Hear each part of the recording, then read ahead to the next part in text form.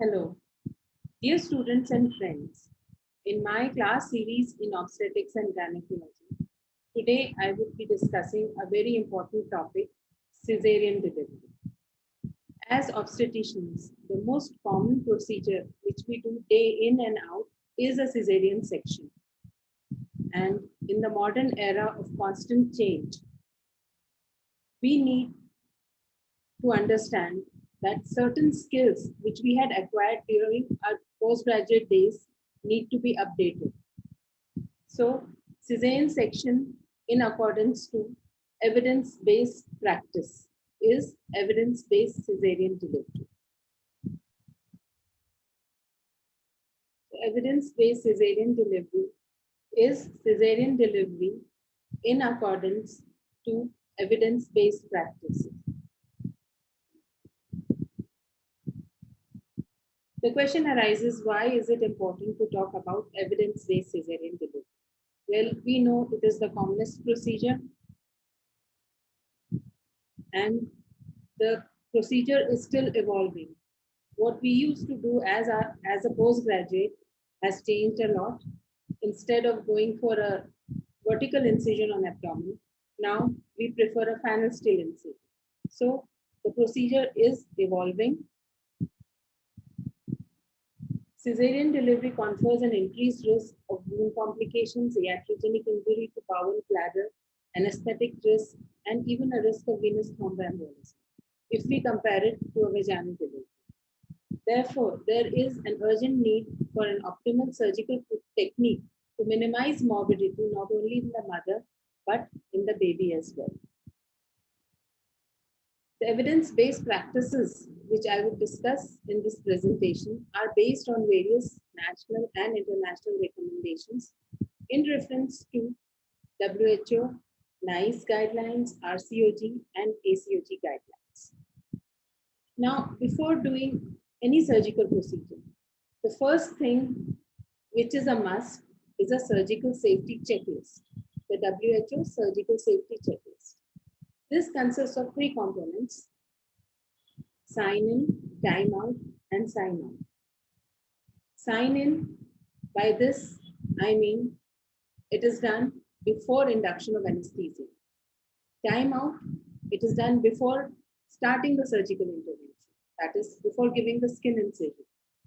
And sign out is done before shifting the patient, after you complete the procedure, before shifting the patient from the operation theater. Now, sign in. It is the responsibility of the obstetrician, nurse, and anesthesiologist. So before induction of anesthesia, the obstetrician reviews what additional equipment or supplies are needed, what is the level of urgency of cesarean section, and in case need arises, is blood available. The nurse reviews the patient's identity, which is very important, the procedure which is to be done, and the consent. Then, is sterility of the OT confirmed? What is the fetal status? What is the requirement of neonatal support? And whether adequate DVT prophylaxis has been given.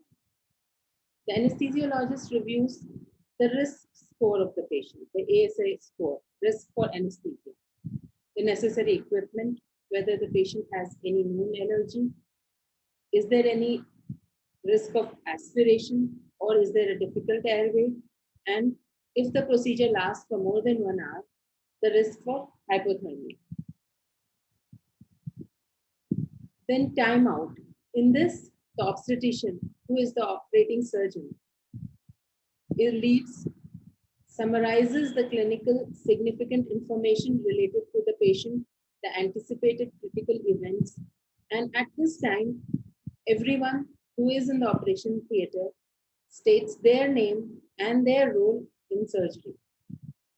Then the obstetrician confirms whether adequate anesthesia has been given or not, and again confirms the urgency. At this point, the nurse reviews the patient's name, the procedure, allergy status, and important is whether antibiotic prophylaxis has been given or not. Then about the neonatal care provider, whether present, and whether a resuscitation unit is on in case this woman needs resuscitation or lands up in an emergency. The anesthetist who has already given the anesthesia questions any concerns. Now, sign out. That is, before the drapes are removed, when the surgical procedure is complete. The nurse confirms with the team the name of the procedure, the instruments, point, and needle counts, whether they are correct. If there is any specimen, whether it is labeled, any equipment problems during the procedure, which may require follow-up for the next session. Then the obstetrician, anesthesiologist, pediatrician, and nurse together review whether there is any specific patient or neonatal care related requirement, any specific medication which needs to be given, or in the post-operative period, whether any specific precaution is to be taken. Now the procedure, the technique used in the procedure ideally should be the Misgau-Ledak technique, which is also known as modified Joel-Cohen technique. It is a bit different from the technique which we used to do.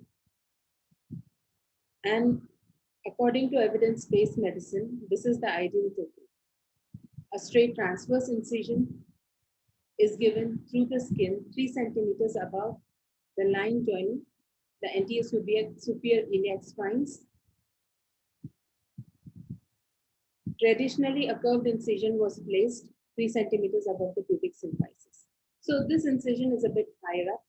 The subcutaneous tissues are cut in the middle of the incision. The fascia is opened transversely, that is the rectus sheath, in midline, and then extended by using open scissors or by traction. So in this way, the subcutaneous tissue and the rectus sheath is opened up and is not cut. Then subsequently, the rectus sheath is separated from the rectus muscles by pulling the sheath caudally and cranially using 2 index fingers. Then comes the peritoneal.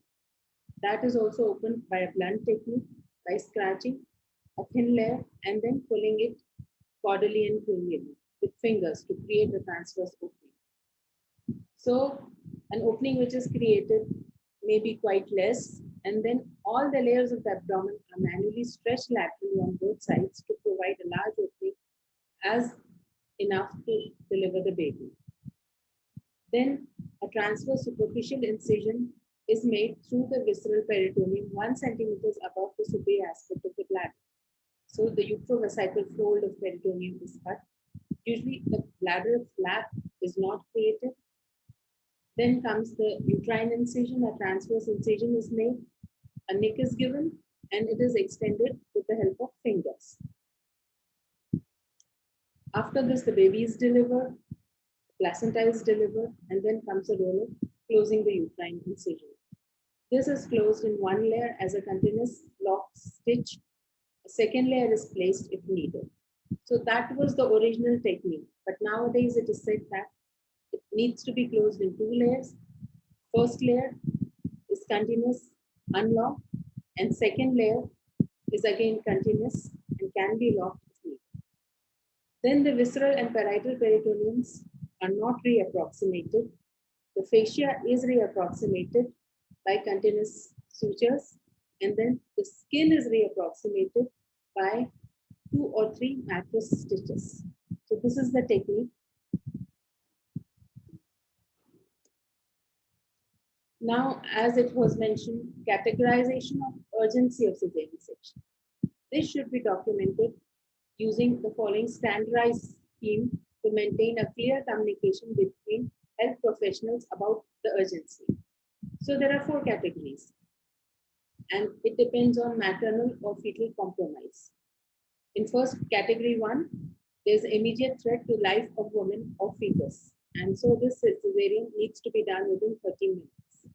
In category 2, there is maternal or fetal compromise, but it is not immediately life-threatening, and so it can be done up to 75 minutes. In category 3, there is no maternal or fetal compromise, but needs early delivery, which means it can be done in the same day.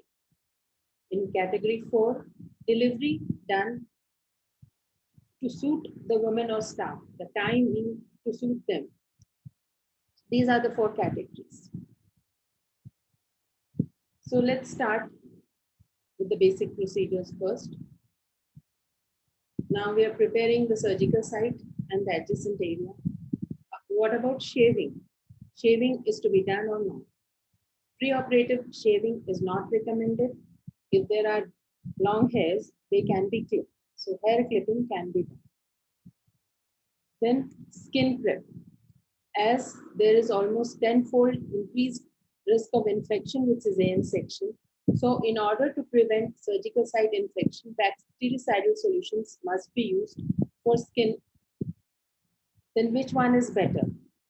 We usually use povidone iodine, but according to a recent randomized controlled trial, they recommend chlorhexidine gluconate alcohol over povidone iodine. But alcohol-containing solutions usually require 3 minutes of drying to prevent flammability that may occur before evaporation, especially if you are using an electric pot. It may cause burns. Then about vaginal prep. Do we need to prepare the vagina, clean the vagina? Yes. Vaginal cleansing with povidone iodine can help in reducing the risk of endometritis by 50%.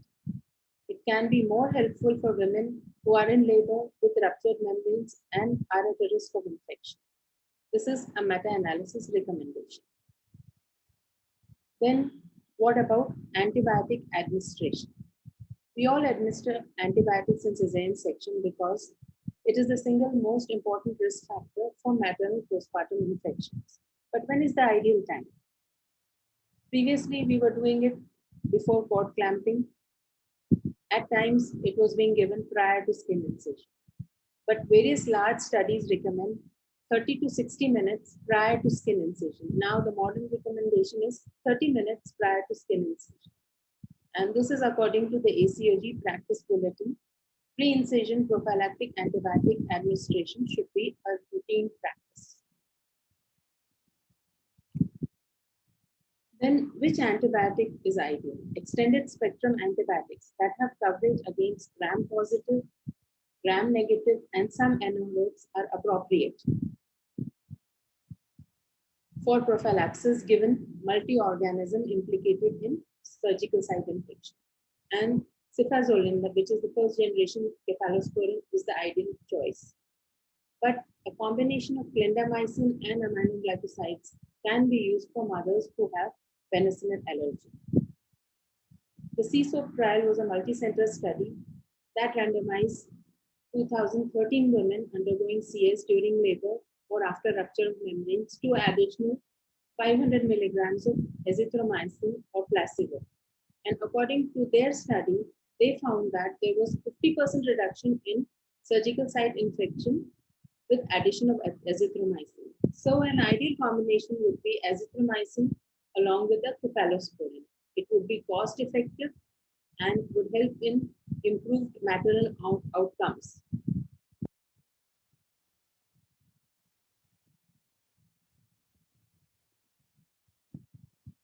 Now, obesity is a known risk factor. So, is the antibiotic which you are giving adequate? I mean, the amount of antibiotic which is being given, is it adequate for the woman? If her BMI is more than 30, then an additional amount would be required according to her body weight. Amoxicillin and clavulanic acid should not be administered because of risk of necrotizing enterocolitis in the newborn. The next thing is putting on the drapes.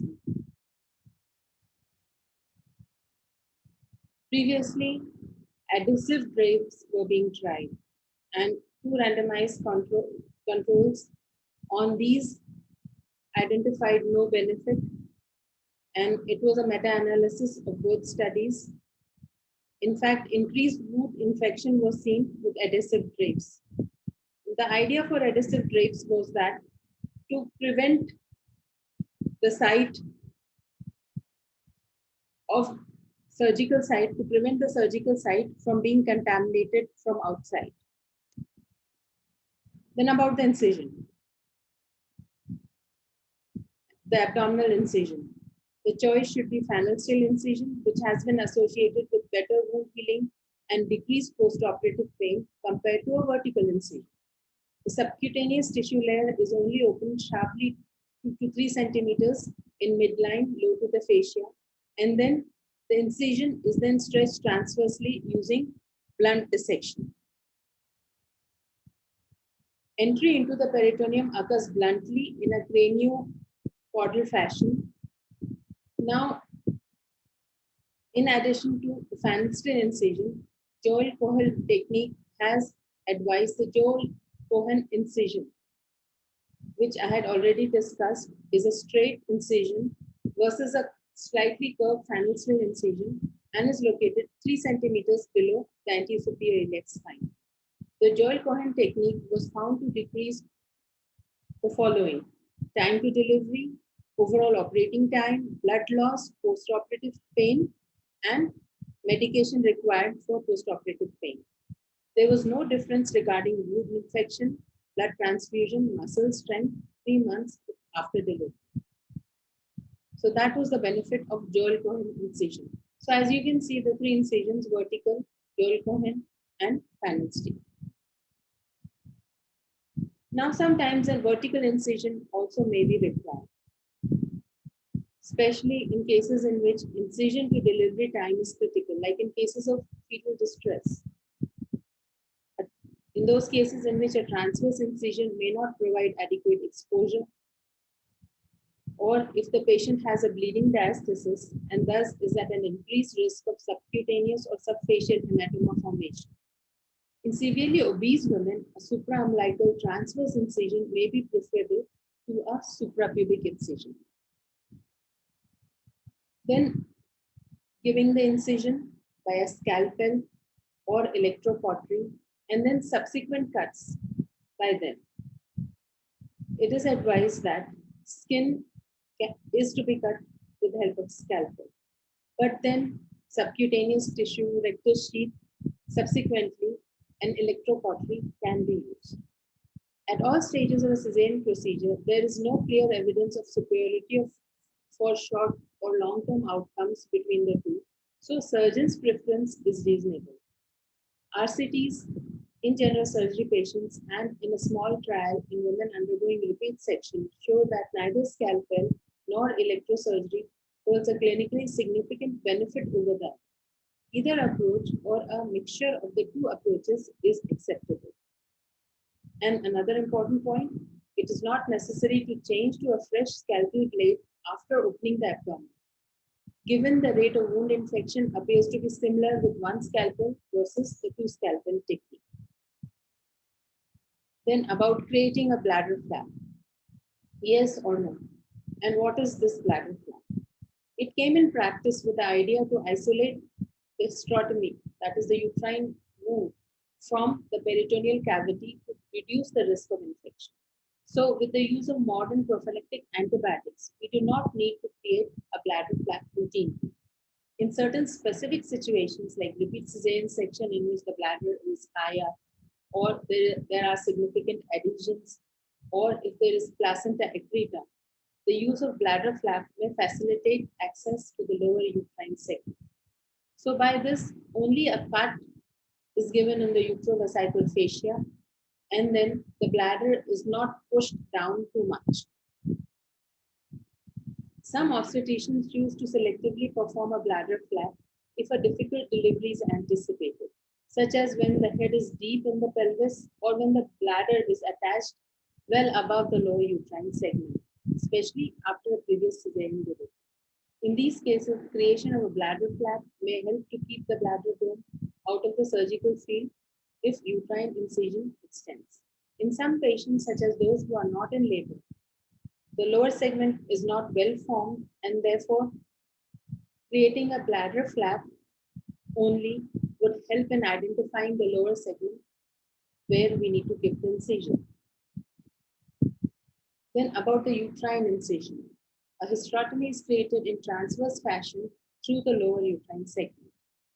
Blunt dissection cephalocaudal has been found to result in quicker extension, less risk of inadvertent neonatal injury, and lower blood loss. So this is cephalocaudal. in contrary to the lateral extension which we do. A transverse incision along the lower uterine segment, which we commonly call as Mundroker or Kerr incision, is compared with vertical incisions, has the advantage that there is less blood loss, less need for bladder dissection, easier reapproximation, lower risk of rupture and subsequent pregnancy. It is the best incision for women who are planning another pregnancy and may attempt trial of labor in that pregnancy. So this is what I was telling. The second picture, B picture, that is stretching the uterine incision craniocaudally from up to down instead of lateral. Sometimes, so the ideal incision is a vertical transverse incision. Sometimes vertical incision may be required. If there's a poorly developed lower uterine segment, when normal intrauterine manipulation is expected, like in preterm breech or back down transverse line. In these cases, it is difficult to approach the feet or the buttocks. So,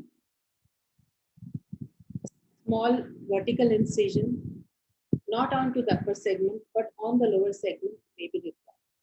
Lower uterine segment pathology may be there that precludes a transverse incision like a large leiomyoma, an anterior placenta previa, or even a placenta eclita. So in placenta eclitas, we need to identify that area where placenta is not there, and it is eventually on the lower segment transversely. So in these cases, we can give a vertical incision, deliver the baby, and leave the placenta in situ. Or in those cases in which there's a densely adherent bladder, postmortem delivery is always done through a vertical incision. Sometimes delivery of a very large fetus, an anomalous fetus or a fetus with extreme macrosomia, when there is high risk of extension of a transverse incision into the uterine vessels. In these cases, a T or J extension may be required to extract the fetus. So this is how we deliver the head in an uncomplicated cesarean section. But at times, there may be difficulties in delivery of the head. Fetal extraction is difficult in a small proportion of cesarean delivery, especially when there is an impacted fetal head. At times, when there is a floating fetal head, extremely low birth weight fetuses, breech or transverse lie, low anterior placenta, and presence of a uterine constriction ring, the Bandel string. In these cases, two techniques which are important are the pull and the push technique. Pull technique is reverse breech extraction, and the push technique is an assistant pushes from below. You try to retract the shoulders, and then eventually you catch hold of the head.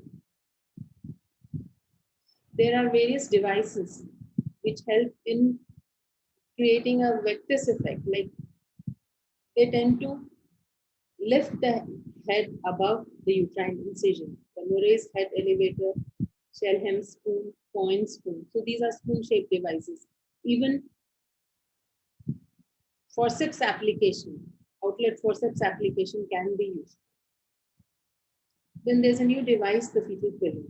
It is made of silicone. This is inserted, put into the vagina below the fetal head. So when inflated with saline, it helps in lifting the head at least 2-3 centimeters.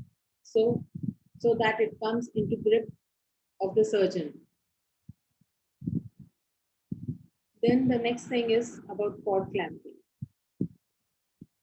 We used to clamp the cord immediately soon after delivery of the baby. But nowadays, there is insistence for delayed cord. Why? Because it appears to be beneficial. In term infants, it increases hemoglobin levels at birth and improves iron stores in the first several months of life, which may be having a favorable effect on developmental outcomes. In preterm babies, associated with significant neonatal benefits, improved transition, circulation, better establishment of RBC volume, decreased need of blood transfusion, and lower incidence of necrotizing enterocolitis and intraventricular hemorrhage. However, it needs to be clamped early in cases of fetal distress, RH, isoimmunization, and in some other conditions. Delayed cord clamping was not associated with increased risk of postpartum hemorrhage or increased blood loss at delivery, nor the need for blood transfusion, as has been seen according to Cochrane database and various other studies. About the care of the newborn. An appropriately trained clinician should be present to take care of the newborn. The degree of training depends on the risks for the neonatal complications. Early skin-to-skin contact between the mother and newborn appears to promote breastfeeding and may help with physiological stabilization. So even in a cesarean section, after delivery of the baby, when the neonatologist has seen the baby and the baby is stable, in those conditions, in the operation theater itself, we must put the baby to the breast so as to initiate breastfeeding. Then comes delivery of the placenta. Placenta should be allowed to deliver spontaneously. Spontaneous placenta delivery allows uterine contraction to limit blood loss from dilated uterine sinuses. According to Cochrane review, higher rates of endometritis, blood loss, and greater drugs in hematocrit were seen with manual extraction. Then about active management of third stage of labor. So in order to prevent excessive blood loss, active management of third stage is very important. In a cesarean section also, 5 units intravenously, slow bolus, oxytocin should be used to encourage contraction of the uterus and decrease the blood loss, according to RCOG guidelines. Now, in those women who are at increased risk of hemorrhage, oxytocin and ergometrin combination can be used in absence of hypertension. And nowadays, a newer heat-stable, long-acting oxytocin, carbetocin, has been recommended, especially in cesarean sections. So carbetocin and even tranexamic acid would help in active management of third stage of labor. Then before stitching the uterus, exteriorization, that is bringing it out of the incision. 95 RCTs show that there is no difference. But ovarian artery injury has been shown, and RCOG does not recommend exteriorization of uterus. So it is to be stitched inside. In some cases in which there are problems like extension or non-visualization, in those cases, it can be exteriorized. Then cleaning of the uterus. We tend to put our hand inside and look for placental bits and try to clean it with a sponge. There are no studies and it is not recommended. Then about dilatation of cervix. Dilatation of cervix is also not recommended. Closing the uterine incision. Single layer versus double layer. Single layer closure has shown to have beneficial effects for short-term outcomes such as decreased blood loss, operative time, and post-operative pain. However, single layer closure may be a risk factor for rupture during subsequent pregnancies. So it is now advocated double layer closure. A locking single layer closure had an increased risk of uterine rupture, probably due to strangulation. So the first layer needs to be closed. Unlocking means continuous single layer closure followed by the second. Now when you've given a classical incision, the closure of classical incision, no trials have compared the techniques for closure of the thick myometrium of the fundus. Continuous sutures to close the inner myometrial layer. Some prefer interrupted sutures, including interrupted vertical figure of 8 sutures. So ideally it is closed in 3 layers. First layer could be interrupted, then the second layer, and then the third layer with baseball sutures. So by suturing the first layer and then the second layer, it reduces tension on the incision and helps to prevent the suture from tearing through the myometrium. The mid portion of the thick myometrial layer is closed with the second line of sutures, leaving approximately 1 centimeter of the outer myometrium.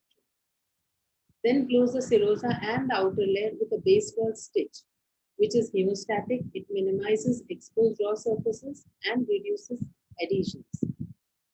It brings the serosal surfaces together to cover the unfolded edges of the incision. So these are baseball sutures.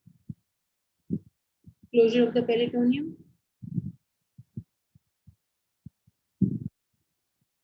According to a meta-analysis of RCTs, visceral and parietal non-closure decreased operative time by an average of 6 minutes. Then, in a well-designed, large, randomly controlled trial, 533 women at primary cesarean section, they found no significant difference between the two groups in proportion of patients with adhesions at any site or time from incision to delivery at repeat section. So they found no effect. Observational studies suggest that closure of parietal peritoneum may play a role in adhesion prevention. Visceral peritoneum should not be closed as it pulls up the bladder near the incision. However, the effect of non-closure on adhesion formation again remains unclear. Small number of patients who have undergone follow-up at second cesarean delivery, non-closure might allow enlarged uterus to adhere to the anti-abdominal wall or impede spontaneous closure of peritoneum, while closure may cause a foreign body reaction to sutures and tissue damage. So there are pros and cons of both. But according to a 2009 systematic review of prospective observational studies of peritoneal non-closure at cesarean delivery, non-closure was associated with a greater adhesion formation. Irrigation. Unless there is frank infection, there is no difference with irrigation. In fact, irrigation could further introduce infection. Intra-abdominal irrigation does not reduce maternal infectious morbidity beyond the reduction achieved with prophylactic intravenous antibiotics alone. In one trial, irrigation significantly increased intraoperative nausea, did not result in any benefits, that is, no reduction in blood loss, operating time, intrapartum complications, hospital stay, return to GI function, or infectious complications. So in fact, it increased nausea. Then about cleaning or irrigating the subcutaneous tissue. No significance is found if there is no active infection. Irrigation before closure of subcutaneous tissue at cesarean delivery did not reduce the rate of surgical site infection in two randomized trials and is probably unnecessary. Adhesion binders. It has been estimated that women increase their risk of small bowel obstruction by 0.1% by undergoing cesarean delivery with adhesion barriers that may mitigate this risk by 50%. RCTs have not demonstrated any benefit of these adhesion barriers when used at the time of subsequent cesarean section.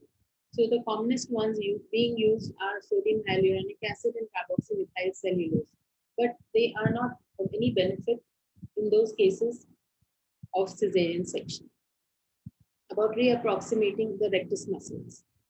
Most clinicians believe that rectus reapproximate naturally and suturing them may cause unnecessary pain when the woman starts to move after surgery. There are no randomized trials which have evaluated their closure versus non-closure, but a prospective observational study reported a reduction in dense adhesion formation when the rectus muscles were reapproximated. However, this study did not assess whether pain or hematoma formation potentially related to this intervention and whether it could not fully adjust for other intraoperative interventions such as peritoneal closure.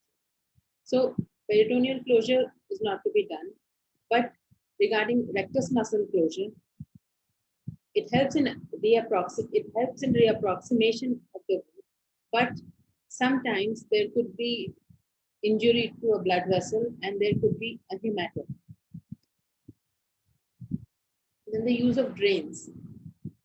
In a meta-analysis of RCTs, wound drainage at cesarean delivery was not beneficial.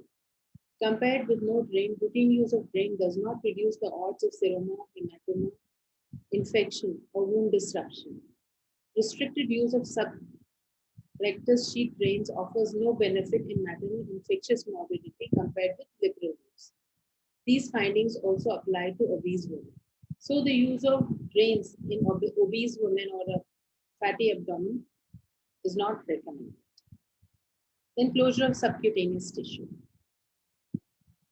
Based on meta-analysis in 2004, subcutaneous tissue may be closed if the thickness is more than 2 centimeters. There was a 34% decreased risk of wound disruption when subcutaneous tissue was more than 2 centimeters was closed. There is no additional benefit to wound healing for routine placement of subcutaneous drain. So there is no need to place the drain, and if the thickness is more than 2 centimeters, then it can be reapproximated. Skin closure. Randomized control trials compared subcuticular and skin staples and found a decreased incidence of wound complication associated with the use of suture. Subcuticular skin closure is further recommended by a meta-analysis in 2015. Then the use of polygaperon, that is monofil, versus polygalactin, that is bifil, and found lower rate of wound complication with monofil. Now, management of some incidental findings during cesarean section, like the Bandel's constriction ring. This is a constriction ring that forms within the upper contractile portion of the uterus and lower segment during labor, especially in cases of obstructed labor.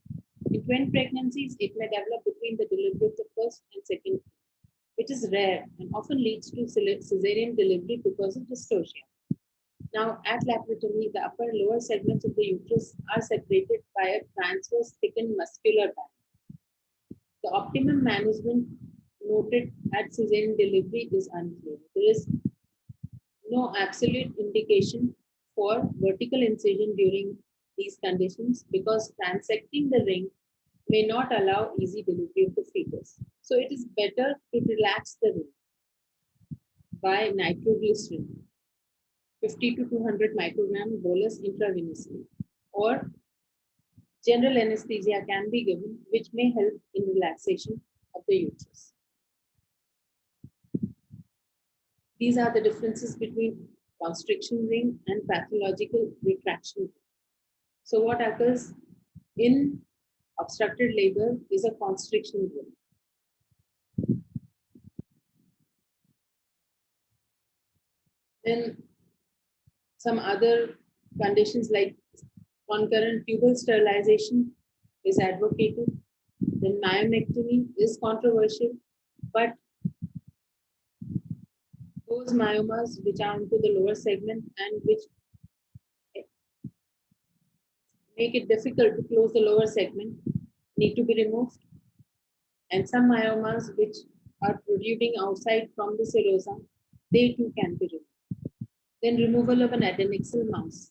If there is a suspicious mass seen at the time of cesarean section, that needs to be removed and sent for further investigations, for further histopathology. Then for appendectomy, it is recommended not to perform an elective appendectomy at cesarean delivery, as it lengthens the operative time. There is no strong evidence of benefit, but it also does not appear to be harmful. One group suggested consideration of selective appendectomy at the time of cesarean delivery in women at increased risk of having subsequent surgery to rule out appendicitis. That is, women with a palpable feculate, abnormal appearing appendix, or history of pelvic pain or endometriosis. So an individualized approach. If a woman has any of these things, the appendix can be removed. Then about hernia repair. Although combined cesarean delivery and hernia repair have been reported, elective hernia repair should generally be deferred for at least 4 weeks postpartum to allow lax abdominal wall to return to its baseline. Now, there are certain alternative techniques. What we had discussed initially was the Misgau-Ladakh technique. Several techniques proposed to simplify surgical approach and decrease the operative time and reduce postoperative morbidity. It is impossible to assess which technical aspects of a particular method are clearly advantageous because several aspects of the method are studied at same time. There are no long-term outcomes which have been adequately evaluated. Joel-Cohen type incision is associated with less fever, pain, use of analgesia, blood loss, operating time, and hospital days compared with the standard final incision. In one RCT, the Misgav-Ladakh method resulted in fewer patients with intraperitoneal adhesions at repeat cesarean delivery. There are no randomized trials comparing another technique, the Pleosi technique, with other techniques. This is the Pleosi technique in which, as you can see, adhesive drapes have been used, the abdomen is opened, and then this abdominal retractor is put inside so that the intestines do not come in our field, the peritoneum does not get contaminated. And this is how the baby is delivered, and then it is closed. So now coming to the key points. Deliver the placenta spontaneously.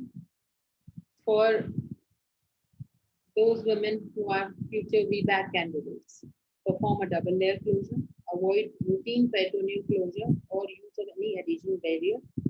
Close the subcutaneous tissue if it is more than 2 centimeters. Use subcuticular suture for skin closure, preferably monoflow. So thank you. And if you have liked my presentation, do subscribe to my channel.